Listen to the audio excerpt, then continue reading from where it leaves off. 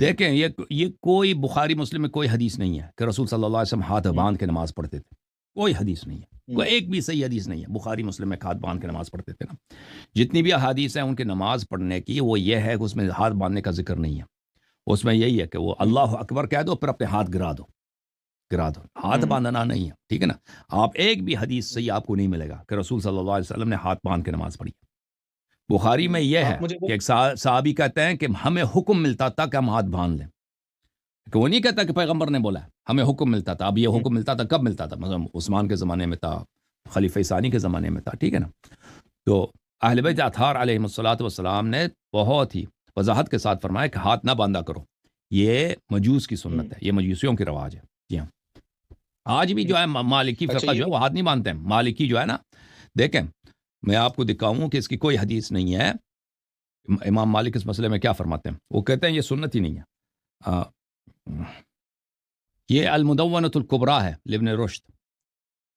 مدونۃ الکبریٰ خود مالک ابن انس کی ہے, اس کے ساتھ مقدمات ابن رشد بھی ہے. مالک ابن انس کی اپنی کتاب ہے مدونۃ الکبریٰ, چاپ دار الکتب العلمیہ, کتاب چھپی ہے سن 1994 میں.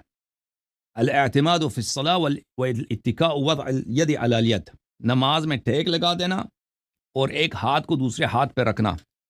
وقال مالک ابن انس جو مدینے کا رہنے والا تھا, ابو حنیفہ عراق کا رہنے والا تھا, مالک مدینے کا آدمی ہے اور وہ مجتہد ہے, فقیہ ہے جو مدینے کا, وہ محدثین کے بیچ میں پلا بڑا ہے. مالک نے کہا فی وضع الیمنى علی الیسری فی الصلاۃ, کہ انسان دائیں ہاتھ کو بائیں ہاتھ پہ اس طرح رکھ دینا نماز میں. قال لا اعرف ذلك فی الفریضہ, کہتا ہے فریضہ میں تو اس کی کچھ بھی سنت نہیں ہے. وکان یکرہ, اور کہتا تھا کہ اس کو نہیں کرنی چاہیے, ہاتھ پہ ہاتھ نہیں رکھنی چاہیے فرائض میں.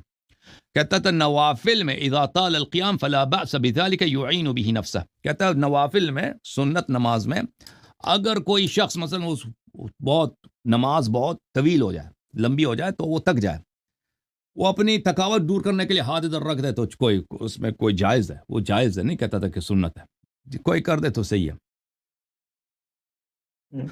ملاحظہ کر, اگر یہ اس طرح کی کوئی حدیث ہوتی, اگر کوئی, میں نے عرض کیا نا کہ کوئی حدیث ہے نہیں اس کا ہاتھ پہ ہاتھ رکھ کے نماز پڑھنے کی کوئی حدیث نہیں ہے. اس طرح نہیں کہتا تھا یہ کہ یہ نہیں کرنی چاہیے, یہ فریضے میں ہے نہیں. یہ شرح صحیح بخاری ابن بطال کی ہے, جزء ثانی, صفحہ نمبر 358, ملاحظہ کریں.